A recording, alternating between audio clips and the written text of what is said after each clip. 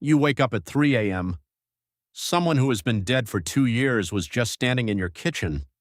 They were talking to you like nothing had happened, like the funeral never occurred, like the gap they left in your life had simply closed overnight while you weren't paying attention.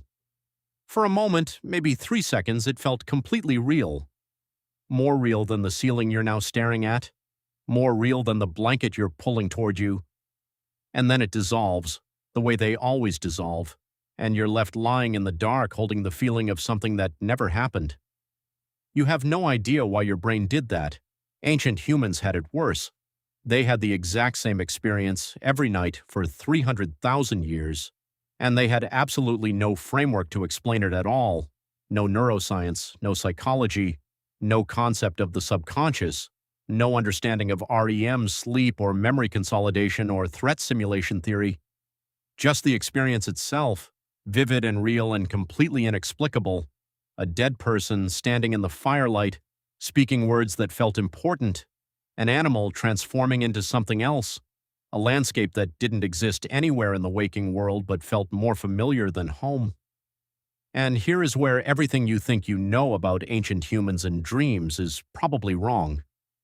The assumption most people carry is that ancient humans were terrified of dreams, that they cowered from them, that the inexplicable nature of the experience produced pure fear in minds too primitive to process it.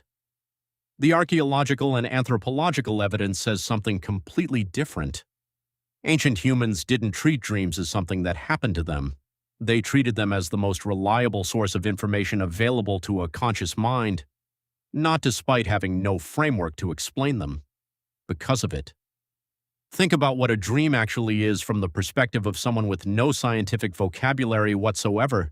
You close your eyes, you lose consciousness, and then with no effort, no travel, no warning, you are somewhere else entirely. People who are dead are alive. Animals speak.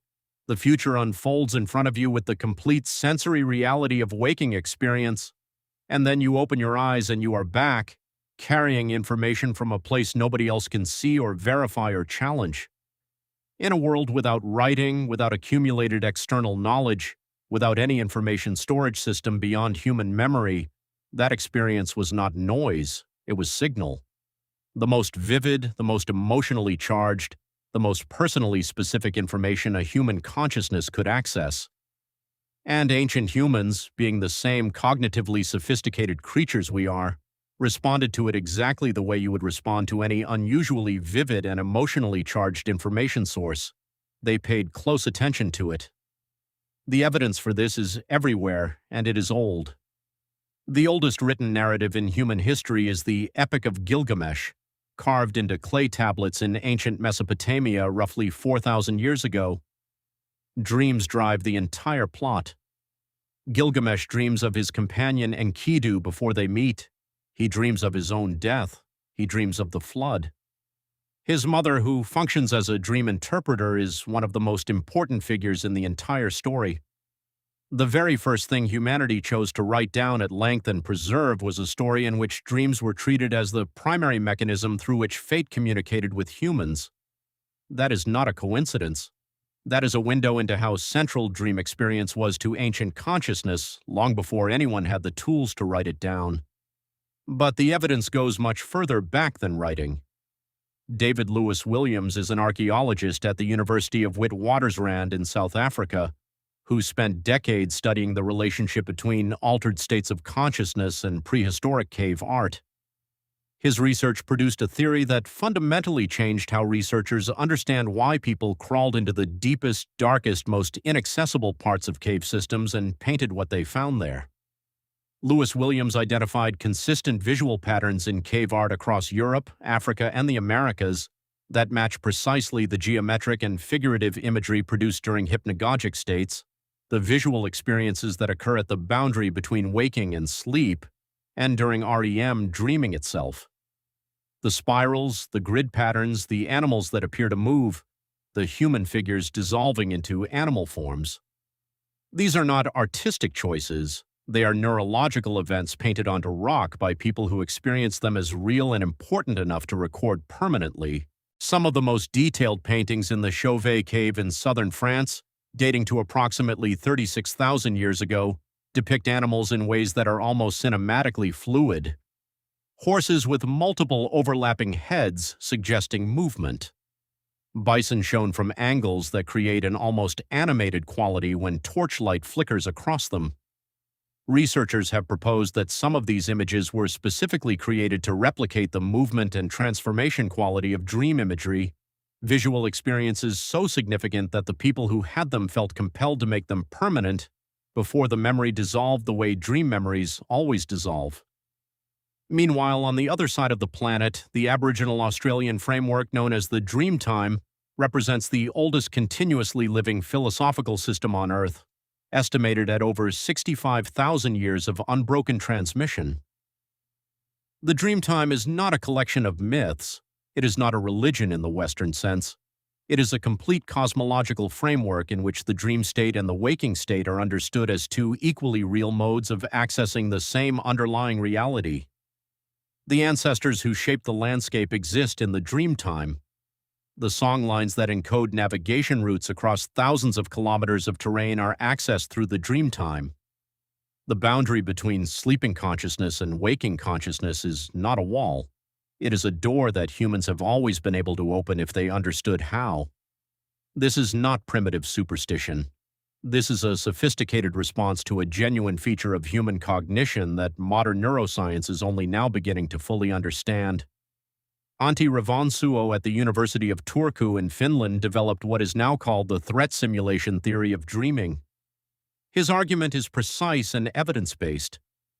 The biological function of REM sleep dreaming is to run threat simulations in a neurologically safe environment. Your brain rehearses dangerous scenarios, predator encounters, social conflicts, physical dangers, while your body is paralyzed and the consequences of failure are zero. Ancient humans whose brains ran better threat simulations survived more encounters with real threats. The content of your dreams, the chases, the falling, the social humiliation, the encounters with dangerous animals, is not random noise. It is a training program your brain has been running every night since before your species had a name for sleep.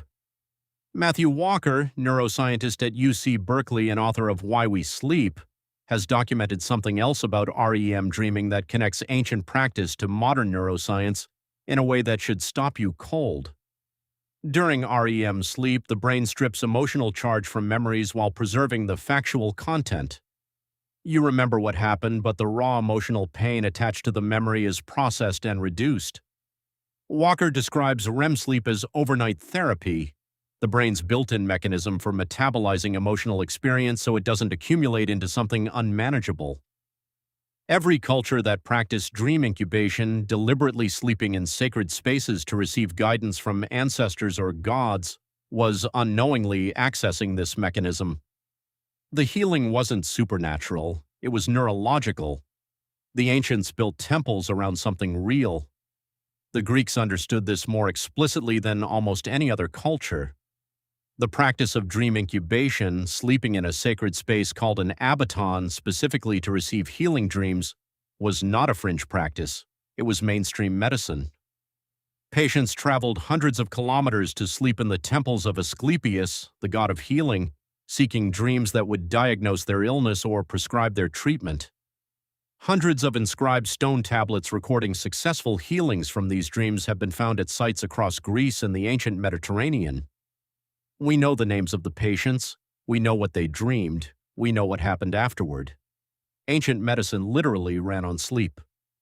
What we replaced it with is a culture that treats sleep as a productivity obstacle, cuts REM cycles with alcohol and sleeping pills, schedules alarms that pull us out of dream states at arbitrary times, and then wonders why emotional processing feels harder than it used to.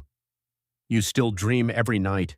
Your brain still runs the threat simulations, still processes the emotional residue of your days, still occasionally puts dead people in your kitchen speaking words that feel important. The hardware is identical to what it was 36,000 years ago when someone crawled into the Chauvet cave with a torch and painted what they saw when they closed their eyes. The only thing that changed is that we stopped paying attention to what it was trying to tell us.